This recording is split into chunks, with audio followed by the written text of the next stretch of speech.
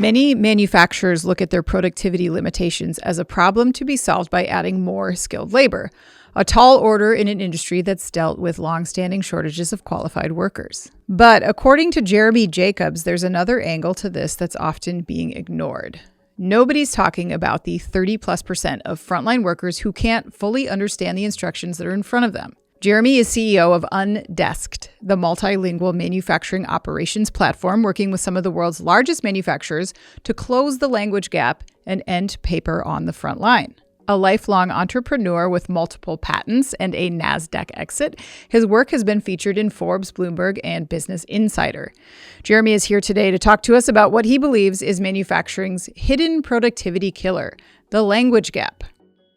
Okay, so with 3.8 million manufacturing positions to fill by 2033, manufacturers are hiring from an increasingly multilingual workforce, but most operation software still assumes that everyone reads English. So what does that actually cost a plant day to day and the industry over the next 7 years? Well, every single day on a plant floor, there's workers who just can't read the SOPs because they're in English. And so they slow down, they make mistakes, or sometimes they just stop working altogether and try to find somebody to translate for them. And what ends up happening is that turns into scrap. It's rework, near misses, incidents. Sometimes they got to run and get a supervisor, and now the supervisor's, translating for them instead of like running the production line.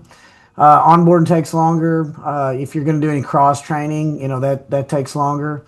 And then also you've got these workers that they're the bilingual translators, right? They're the people basically keeping this thing running, and they're the ones with all the tribal knowledge. And so if they ever leave, they just, they're walking out the door with all that information. And, like you said, there's, 3.8 million jobs that are going to have to get filled over the next 7 years. And so if your operations software, your training, your work instructions, your safety messaging, and all this stuff is only in English, then effectively you've taken, what is the major pool of people, and you've shrank it down to only those that speak English. So the cost isn't really just productivity, and it's also that you've shrank that employee pool that you're able to draw from. But if you want to stick a number on what it cost, I wrote a white paper about it. And the number's $1 trillion with a T, so it's a pretty big deal. Wow. Okay.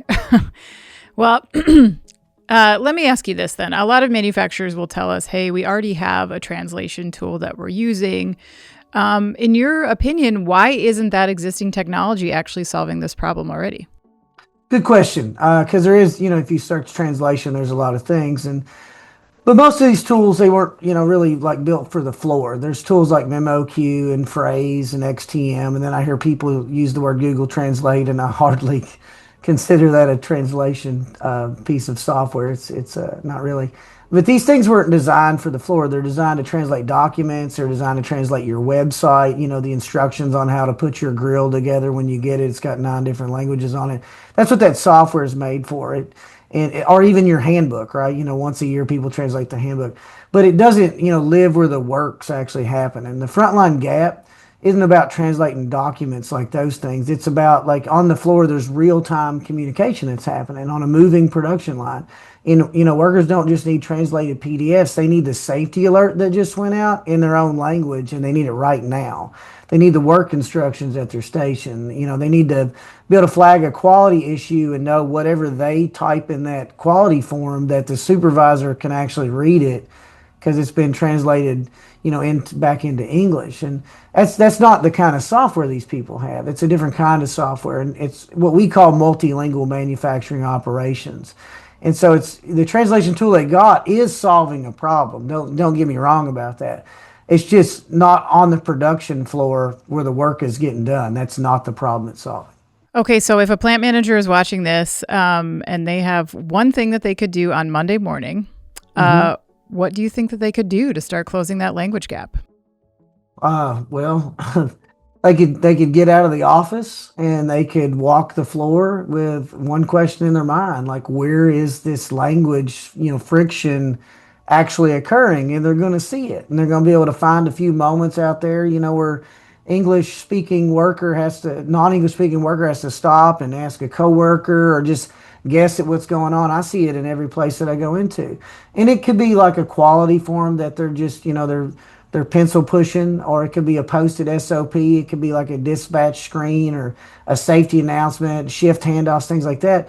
And what they need to do is just pick just one, just take one and translate that into whatever languages they speak on their production floor, and then put it back out there and then watch what happens. And you'll learn a couple things in a week. You'll learn whether the translation that you did actually fixed a problem where the work is happening.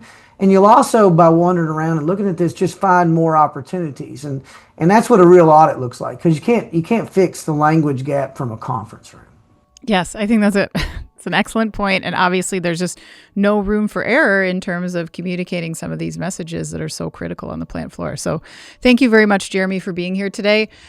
Is there a place that we can direct our audience to get more information from you? Yeah, we got thelanguagegap.com. Again, thelanguagegap.com. There's a ton of free resources. There's white papers, there's interactive tools, there's checklists where you can learn how to become OSHA compliant when hiring new language workers. There's, tools on how to hire new Americans, LEP workforces. And so just a tremendous amount of resources there, all free. That's great. Thank you so much. We appreciate your time today. Hey, thanks, Anna.